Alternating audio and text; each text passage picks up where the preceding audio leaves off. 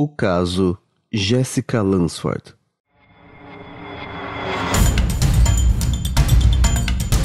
Jessica nasceu em 6 de outubro de 1995, na Carolina do Norte. Seus pais se divorciaram quando ela tinha 1 ano de idade e seu pai recebeu a sua custódia. Quase todos os que conheciam Jessica a descreviam como uma menina tranquila, com um sorriso radiante. Jessica queria se tornar uma cantora ou nadadora olímpica, ou quem sabe, estilista.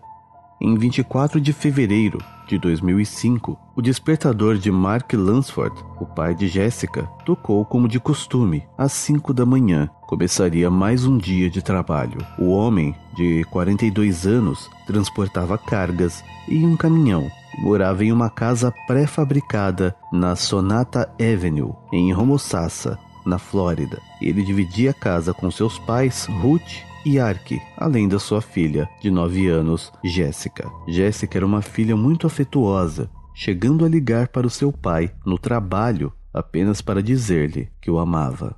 Antes de sair da cama, Mark desligou seu despertador, mas ainda podia ouvir o alarme tocando no quarto de Jessica. Ela geralmente se levantava no mesmo horário que ele para se preparar para a escola. Enquanto Mark continuava a se preparar para o trabalho, percebeu que o alarme de Jessica ainda estava tocando, como se ela ainda não tivesse acordado. Para garantir que ela chegasse na escola sem atraso, ele foi ao quarto da filha para acordá-la. Abriu a porta, esperando encontrá-la adormecida, abraçada ao tigre ou ao golfinho roxo de pelúcia com os quais ela sempre dormia. Ela também mantinha uma luz noturna acesa e uma lanterna na mesa de noite porque não gostava do escuro. Mas a sua cama, nesse momento, estava vazia. O tigre e as lanternas estavam lá, mas Jessica e o golfinho roxo de pelúcia, não. Mark olhou ao redor da casa procurando, chamando seu nome, mas não houve resposta.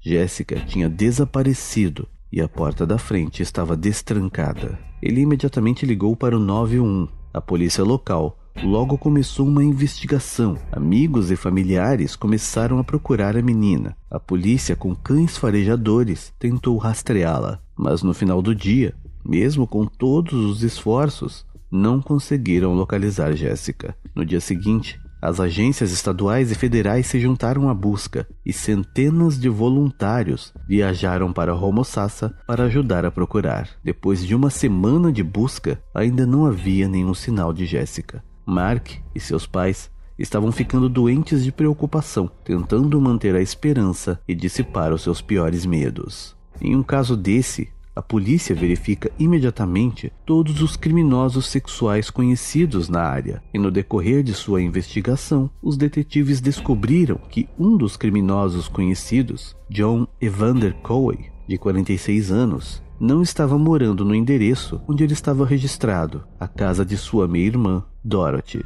Ele é obrigado por lei a notificar as autoridades locais se ele pretende mudar o seu local de residência. Em 1991, ele havia sido preso, acusado de acariciar uma criança menor de 16 anos.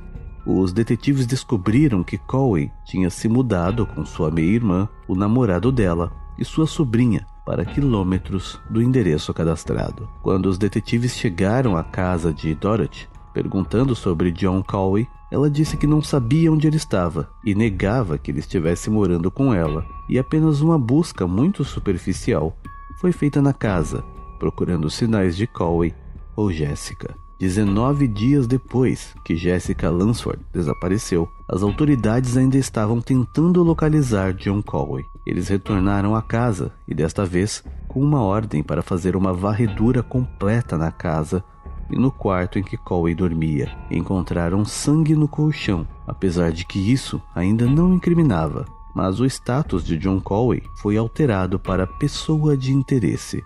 A busca de Cowie intensificou-se, mas ele já havia deixado a cidade, fugindo para a Geórgia de ônibus, e lá Cowie foi detido por posse de maconha. Sem saber o interesse da Flórida por ele, a polícia local não o prendeu.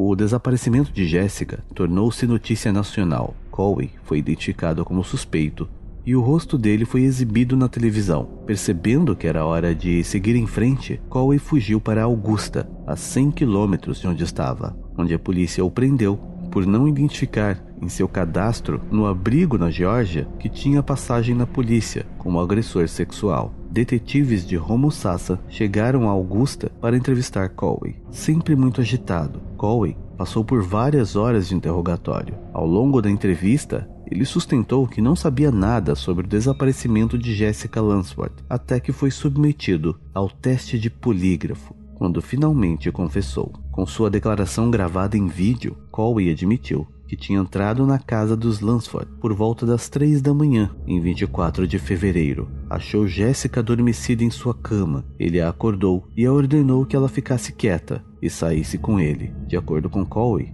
ela o seguiu sem hesitar, e de fato, a polícia não encontrou sinais de luta em seu quarto. Cowey admitiu que estuprou Jessica depois de levá-la para o quarto dele, mantendo-a na cama com ele durante o resto da noite, e depois a estuprando mais uma vez pela manhã. Em seguida, ele a colocou em seu armário e ordenou que ela ficasse lá e não falasse uma palavra enquanto ele trabalhava no quintal. Mais uma vez, ela cumpriu seu pedido e ficou trancada o dia inteiro. Cowey ligou um aparelho de TV para que ela assistisse, deixando a porta do armário ligeiramente aberta. Ele disse que estava embriagado e drogado na noite em que ele a sequestrou e fez com que a menina urinasse num balde no armário para que seus companheiros de casa não soubessem que ela estava lá. Ele a manteve no armário por 3 dias. Inclusive, ela estava lá quando a casa foi verificada pela primeira vez, mas os policiais não olharam pelo quarto todo. Ele disse também o que todos temiam, que a menina já estava morta, e revelou onde poderiam encontrar o corpo. Os detalhes da confissão de Cowey foram imediatamente transmitidos às autoridades em Homosassa.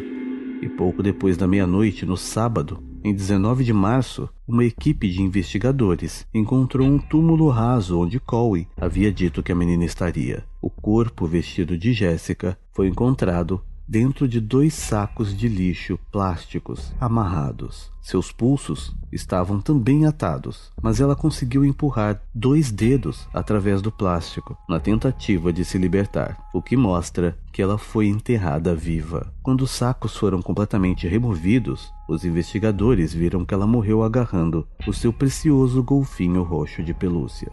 Segundo o laudo da autópsia, a causa da morte foi asfixia, e que, após enterrada, ela deve ter demorado de 3 a 5 minutos para perder a consciência e morrer há cerca de 3 semanas antes de ser encontrada. Suas unhas foram pintadas com esmalte cor de pêssego e os 2 dedos expostos estavam parcialmente mumificados. O trato gastrointestinal de Jessica estava basicamente vazio, indicando que a última vez que ela comeu foi cerca de 3 a 4 dias antes da morte. Lacerações vaginais indicavam agressão sexual não mais de 6 horas antes da morte. Traços de cocaína foram encontrados em seu corpo. John Cowey foi levado para uma prisão na Flórida. Seus companheiros de casa foram acusados de obstruir a justiça por mentir à polícia sobre seu paradeiro. O caso recebeu uma ampla atenção da mídia nacional e regional. Em junho de 2006, quando a data do julgamento de Cowey se aproximava, um juiz decidiu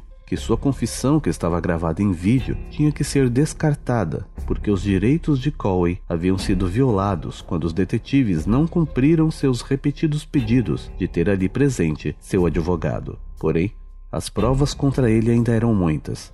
A promotoria incluiu como prova o DNA do sangue de Jessica no colchão, onde também havia o sêmen de Cowey, e as impressões digitais de Jessica encontradas dentro do armário. Investigadores e guardas da prisão onde Cowey havia sido detido antes do julgamento declararam que após a sua prisão, Cowey repetidamente admitiu os detalhes do assassinato e insistiu que ele não queria matar a garota, mas entrou em pânico quando a polícia procurou por ela. Em 7 de março, o júri declarou Cowey culpado de todas as acusações relativas à morte de Jessica Lunsford, incluindo assassinato em 1º grau, sequestro, roubo e abuso sexual. Ele foi condenado à pena de morte. Porém, em 30 de setembro de 2009, John Evander Cowey morreu na prisão antes do dia marcado para sua execução, de causas não reveladas, mas fontes próximas afirmam que Colwyn tinha câncer.